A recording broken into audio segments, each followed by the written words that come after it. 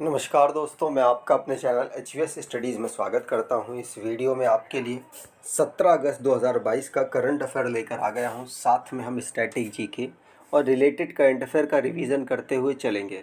अगर आप इस चैनल पर पहली बार आए हो तो चैनल को सब्सक्राइब कर लीजिएगा। वीडियो अच्छी लगे तो वीडियो लाइक करके ज़रूर जाइएगा। लास्ट में आपके लिए क्विज़ रखा है, उस क्विज़ को ज़रूर सॉल्व कीजिएगा। चलिए बात करते हैं लास्ट डे के क्विज़ की। तो लास्ट डे आपसे क्वेश्चन पूछा गया था, senior Congress leader who's to receive France highest civilian award. तो आप सभी ने आंसर शशि थरूर दिया था और शशि थरूर ही सही आंसर है। आज के पहले क्वेश्चन की बात करें तो आज का पहला क्वेश्चन है, which actor won best actor award in Indian film festival of Melbourne award 2022। तो मेलबर्न ऑस्ट्रेलिया में इंडियन फिल्म फेस्टिवल को ऑर्गेनाइज कराया गया, जिसमें किस भारतीय एक्टर को बेस्ट एक्टर का अवार्ड मिला है। तो आंसर होगा, इनका नाम है रणवीर सिंह। रणवीर सिंह यहाँ पर बिल्कुल सही आंसर है। 13वां एडिशन है ये Indian film festival of Melbourne का। याद रखना है 12 अगस्त को इसे ऑर्गेनाइज कराया गया। ठीक है, यहाँ पर बात करें अलग अलग अवार्ड किस किस कैटेगरी में किस किस को मिले। तो बेस्ट फिल्म में 83 को मिला, बेस्ट डायरेक्टर में सुजीत सरकार को और अपर्णा सेन को मिला है, बेस्ट एक्टर का रणवीर सिंह 83 के लिए, बेस्ट एक्ट्रेस का सैफाली शाह जलसा के लिए, बेस्ट सीरीज़ मुंबई डायरीज 26/11 को मिला है, 26/11 जो बनी थी, best actor in a series Mohit Raina को मिला है मुंबई डायरीज़ के लिए, और best actress in a series Sakshi Tanwar को मिला है माई के लिए। बेस्ट इंडिया फिल्म के लिए जग्गी को मिला है, और lifetime achievement award Kapil Dev को, डिसरप्टर इन सिनेमा अवार्ड वानी कपूर को, चंडीगढ़ करे आशिकी के लिए, और इक्वालिटी इन सिनेमा अवार्ड जलसा को, और leadership in cinema award Abhishek Bachchan को। आगे बात करें अगला question, world highest railway bridge inaugurated in which river. तो किस रिवर में भारत का क्या दुनिया का हाईएस्ट रेलवे ब्रिज इनॉग्रेट हुआ। तो आंसर होगा ये चिनाब रिवर पर हुआ है, जम्मू कश्मीर में ये उपस्थित है, याद रखना है। तो इसकी हाइट इस बात से आप लगा सकते हैं अंदाज़ा कि कितनी ऊंची होगी। ये आईफेल टावर से भी 35 मीटर की ऊंचा एक रेलवे ब्रिज है, याद रखना है। कुछ इस प्रकार की इसकी शेप बनी हुई है। ठीक, आगे बात करें तो जम्मू कश्मीर को 2019 में यूनियन टेरिटरी बनाया गया। इनके इस समय पर जो लेफ्टिनेंट गवर्नर है वो मनोज सिन्हा जी हैं। आगे बात करें तो अगर आप रेलवे ग्रुप डी की तैयारी कर रहे हैं और आपके एग्ज़ाम अब चलने वाले हैं, अगर आपके रिसेंटली में एग्ज़ाम है तो आप इस ई बुक को परचेज़ कर सकते हैं। 3000 से ज़्यादा क्वेश्चंस का कलेक्शन है। स्टैटिक जीके, करंट अफेयर और साइंस के क्वेश्चंस यहाँ पर कवर किए गए हैं। अगले क्वेश्चन की बात करें, अगला क्वेश्चन है, which city to host 23rd edition of India international safe food show. तो भारत के अंतर्राष्ट्रीय समुद्र भोजन शो के 23rd संस्करण की मेज़बानी कौन सा शहर कर रहा है। तो आंसर हो जाएगा ये कोलकाता की, पश्चिम बंगाल की कैपिटल कोलकाता के द्वारा किया जा रहा है। तो यहाँ पर बी ऑप्शन बिल्कुल सही होगा। याद रखिएगा, ये सी फूड एक्सपोर्टर की एक बैठक सी हो रही है, एक शो हो रहा है, जिसमें जो सी के फूड्स हैं उनको प्रमोट करने के लिए इस पूरे शो को ऑर्गेनाइज कराया जा रहा है। और कहाँ पर ऑर्गेनाइज कराया जा रहा है, तो कोलकाता में ऑर्गेनाइज कराया जा रहा है, याद रखना है। ठीक है, तो अगले क्वेश्चन की बात करें, which institution are the most trusted institution in the country according to the survey by IPSOS India. तो IPSOS के द्वारा भारत की कौन सी सबसे विश्वसनीय इंस्टीट्यूशन बन के निकला है। तो आंसर होगा ये भारत की जो डिफेंस है वो नंबर 1 पर है, भारत की जो RBI है वो दूसरे नंबर पर है, और तीसरे नंबर पर भारत का जो प्रधानमंत्री हैं, भारत के जो प्रधानमंत्री ऑफिस है वो तीसरे नंबर पर है। तो 3 रैंकिंग और साथ साथ फिर सीबीआई का नंबर और बहुत सारी जो इंस्टीट्यूशंस हैं उनका आता है। लेकिन याद रखना है, भारत में सबसे ज़्यादा विश्वसनीय जो संस्था है वो है डिफेंस। याद रखना है, पहला ऑप्शन ए ऑप्शन यहाँ पर बिल्कुल सही होगा। दूसरे पर मैंने आपको बता दिया कौन, आरबीआई, और तीसरे पर प्रधानमंत्री ऑफ इंडिया, चौथे पर सीबीआई का नंबर आता है। ठीक है, तो आईपीएसओएस इंडिया के द्वारा ये सर्वे किया गया जिसमें ये पता चला कि सबसे विश्वसनीय संस्था कौन सी है, तो डिफेंस फोर्स हो जाएगा, और फिर उसके बाद आरबीआई, उसके बाद प्राइम मिनिस्टर ऑफ इंडिया, और उसके बाद सीबीआई 4th नंबर पर। ठीक, अगले क्वेश्चन की बात करें। Recently which state 3rd airport names Donyi Polo airport. Donyi Polo airport किस स्टेट के 3rd एयरपोर्ट का नाम रखा गया? और आपको बता दूं ये अंडर कंस्ट्रक्टेड है, मतलब अंडर कंस्ट्रक्शन में चल रहा है। तो आंसर होगा ये अरुणाचल प्रदेश का एक एयरपोर्ट बनेगा जिसका नाम डोनी पोलो नाम रखा गया। याद रखिएगा, अरुणाचल प्रदेश के ईटानगर में इसका डेवलपमेंट हो रहा है। और ये जो न्यूज़ है ये वहाँ के जो चीफ मिनिस्टर पेमा खांडू जी के द्वारा दी गई। तो याद रखना है, ये ईटानगर में डेवलप हो रहा है, अरुणाचल प्रदेश का 3rd एयरपोर्ट होने वाला है, अंडर कंस्ट्रक्टेड है। ठीक है, पेमा खांडू जी के द्वारा ये अनाउंसमेंट की गई, याद रखना है। तो अभी रिसेंटली में जो स्टेट से रिलेटेड करंट अफेयर बने हैं उनको रिवाइज कर लेते हैं। जैसे अरुणाचल प्रदेश वाला क्वेश्चन पढ़ लिया।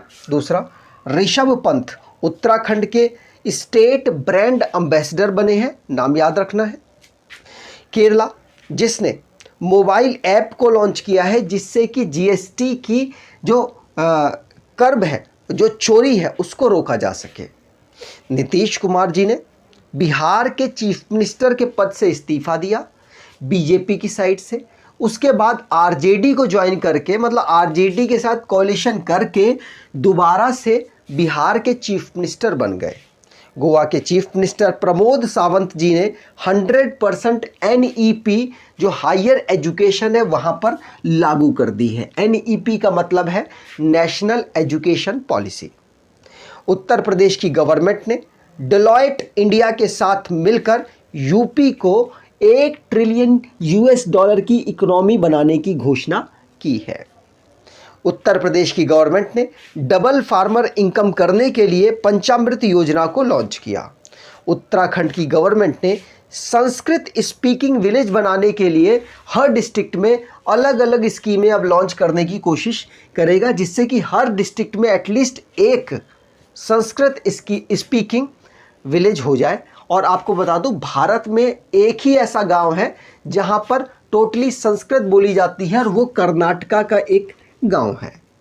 हरियाणा गवर्नमेंट ने चिराग प्रोग्राम को ईडब्ल्यूएस स्टूडेंट्स के लिए, इकोनॉमिक वीकर सेक्शन के जो स्टूडेंट्स हैं उनके लिए लॉन्च किया है, जिससे कि उनको प्राइवेट स्कूल्स में दाखिला मिल सके कम दामों पर और सब्सिडाइज्ड दामों पर। वर्ल्ड की largest floating solar power plant को मध्य प्रदेश के खांडवा में बिल्ड करने की घोषणा वहाँ के जो चीफ मिनिस्टर शिवराज सिंह चौहान जी हैं उनके द्वारा की गई। अगले क्वेश्चन की बात करें, विच बैंक लॉन्च्ड उत्सव फिक्स्ड डिपॉजिट स्कीम। तो किस बैंक ने उत्सव सावधि जमा योजना को लॉन्च किया? तो उत्सव फिक्स्ड डिपॉजिट स्कीम को एसबीआई के द्वारा लॉन्च किया गया। याद रखना है, ये 76 साल हम जो इंडिपेंडेंस के मना रहे हैं उसके उपलक्ष्य में इन्होंने ये लॉन्च किया है उत्सव डिपॉजिट स्कीम, जो कि एक फिक्स्ड डिपॉजिट स्कीम है। स्टेट बैंक ऑफ इंडिया के द्वारा इसे लॉन्च किया गया। एसबीआई के चेयरमैन हैं दिनेश कुमार खारा। हेडक्वार्टर इसका मुंबई में है और फाउंड किया गया था इसको 1955 में। अगले क्वेश्चन की बात करें, how many gallantry award announce for armed force and CAPF personnels. तो सशस्त्र बलों और सीएपीएफ कर्मियों के लिए कितने वीरता पुरस्कार की घोषणा की गई?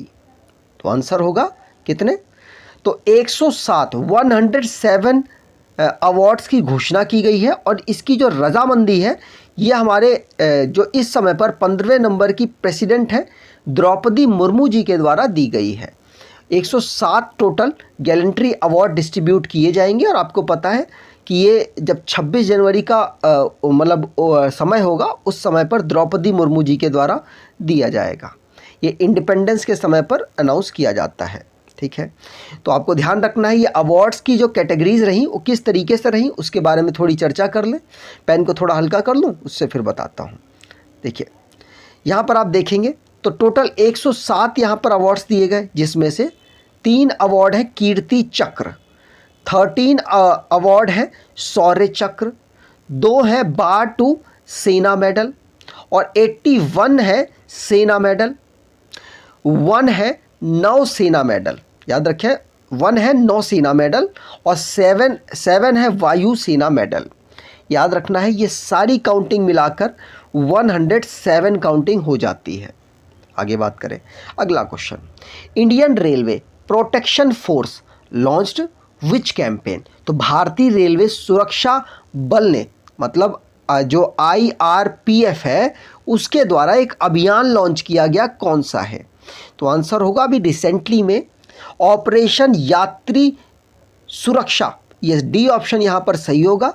ऑपरेशन यात्री सुरक्षा को IRPF के द्वारा लॉन्च किया गया, जिसमें यात्रियों की सुरक्षा को लेकर अलग अलग स्टेप्स उठाए जाएंगे, जैसे कि लूट घसोट होती है जो रेलवे में, मान लो ट्रेन में चल रहे हैं और चलते चलते फ़ोन कोई छीन कर भाग लेता है, तो ये जो सारी घटनाएं होती हैं इसको रोकने के लिए, चोरियां जो होती हैं सामानों की इसको रोकने के लिए, रेलवे स्टेशन पर जो पैसेंजर्स हैं वो मतलब जो वैसे पैसेंजर जो टीनेजर्स होते हैं वो अलग अलग स्टंट कर रहे होते हैं उनको रोकने के लिए, ये सारी घटनाओं को रोकने के लिए इंडियन रेलवे प्रोटेक्शन फोर्स के द्वारा ऑपरेशन यात्री सुरक्षा को लॉन्च किया गया, जिससे कि यात्री जो पैसेंजर्स हैं उनकी सिक्योरिटी को प्रेफर किया जा सके और ये सारे जो काम है जिससे यात्रियों की सुरक्षा को में इफ़ेक्ट आता है उसे रोका जा सके। तो याद रखिएगा इसमें अलग अलग जो पैरामीटर्स हैं उसको सिलेक्ट किया जाएगा IRPF के द्वारा, उसके बाद इस पर काम किया जाएगा। तो मिनिस्ट्री ऑफ रेलवे इस समय पर संभाल रहे हैं अश्वनी वैष्णव, जो इस समय पर हमारे MIT के भी मिनिस्टर हैं। तो रिसेंटली में जो हमारे मिसलेनियस क्वेश्चन बने हैं उनको रिवाइज कर लेते हैं। Indian Railway Protection force launch operation यात्री सुरक्षा हमने पढ़ लिया। अगला क्वेश्चन है, भारत में टोटल पहले थी कितनी? 49, उसके बाद 5 और रामसर साइट अनाउंस हुई, फिर कितनी हो गई? 54, उसके बाद 10 और रामसर साइट अनाउंस हुई, हो गई 64 और अब 11 और रामसर साइट्स अनाउंस हुई, अब टोटल हो गई हैं 75। तो 75 भारत में रामसर साइट्स हो चुकी हैं और एशिया में ये सबसे ज़्यादा रामसर साइट्स है, आपको ध्यान रखना है। वेस्ट इंडीज़ के स्कीपर जो कैप्टन रहे हैं फॉर्मर किरण पोलार्ड, इन्होंने टोटल अपनी करियर में 600 T20 मैचेस खेल लिए हैं। उत्तर प्रदेश की गवर्नमेंट ने पंचामृत योजना को लॉन्च किया फार्मर्स की इनकम को डबल करने के लिए। इंडस इंटरनेशनल स्कूल ने इंट्रोड्यूस किया है पहला टीचिंग रोबोट इंडिया का। लद्दाख में फेस्टिवल कारगिल को लॉन्च किया गया, याद रखना है। जवाहरलाल नेहरू पोर्ट जो कि मुंबई में है 100% लैंडलॉर्ड मेजर पोर्ट भारत का बन चुका है। Census data work station IIT Delhi में बनाया गया, मतलब इनॉग्रेट किया गया। एयरपोर्ट अथॉरिटी ऑफ इंडिया के द्वारा लेह एयरपोर्ट को बनाया गया इस तरीके का जो कि कार्बन न्यूट्रल एयरपोर्ट हो चुका है भारत का और पहला ऐसा एयरपोर्ट बना है। इंडिया ने वर्ल्ड रिकॉर्ड बना दिया है किसमें? लॉन्गेस्ट डबल डेकर ब्रिज बनाने में। नागपुर में ये जो डबल डेकर ब्रिज है वो बना है। महाराष्ट्र की जो मेट्रो है उसको और साथ साथ जो NHAI है उन दोनों के कोलैबोरेशन से ये दोनों चीज़ें बनी हैं। अगले क्वेश्चन की बात करें, who lifts 737.5 kilogram to break power lifting Guinness world record. तो ये महिला है, पहले आपको बता दूं, महिला ने 737.5 किलोग्राम का वेट उठाकर दुनिया में वर्ल्ड रिकॉर्ड बना दिया और गिनीज़ वर्ल्ड रिकॉर्ड में इनका नाम दर्ज किया गया है। आप देख सकते हैं, आपको महिला अगर ना लगे लेकिन ये महिला हैं, ठीक है, अमेरिका की महिला हैं। इनका नाम क्या है आपसे पूछा जा रहा है। तो तमारा वालकोट इनका नाम है। क्या नाम है? तमारा वालकोट। यूएसए से ये बिलोंग करती हैं और इन्होंने 737.5 किलोग्राम का वजन उठाकर वर्ल्ड रिकॉर्ड और गिनीज़ वर्ल्ड रिकॉर्ड इन्होंने सेटअप किया है, ठीक है। फीमेल है, यहाँ पर आप देख सकते हैं। आज की क्विज़ की बात करें तो आज का क्विज़ है, which state to host second north east Olympic game 2022। तो आंसर हो जाएगा, आपको कमेंट बॉक्स में बताना है इसका आंसर। और आपको ये वीडियो कैसी लगी, आप एटलीस्ट अपने कुछ दोस्तों तक इस वीडियो को शेयर कर सकते हैं। वीडियो आपको कैसी लगी कमेंट बॉक्स में बता सकते हैं। चैनल पर पहली बार आए हो तो चैनल को सब्सक्राइब कर लीजिएगा, वीडियो को लाइक कर दीजिएगा। आपके एग्ज़ाम आज से शुरू हैं, आप उनको बेहतर तरीके से दीजिएगा और शुभकामना हमारी आपके साथ है। रेलवे ग्रुप डी वाले स्टूडेंट्स की बात कर रहे हैं, तो बढ़िया तरीके से आपको इसको करना है और एग्ज़ाम को क्रैक करके आपको आना है। चलिए, वीडियो आपको अच्छी लगी हो तो वीडियो को लाइक करके ज़रूर जाइएगा। धन्यवाद।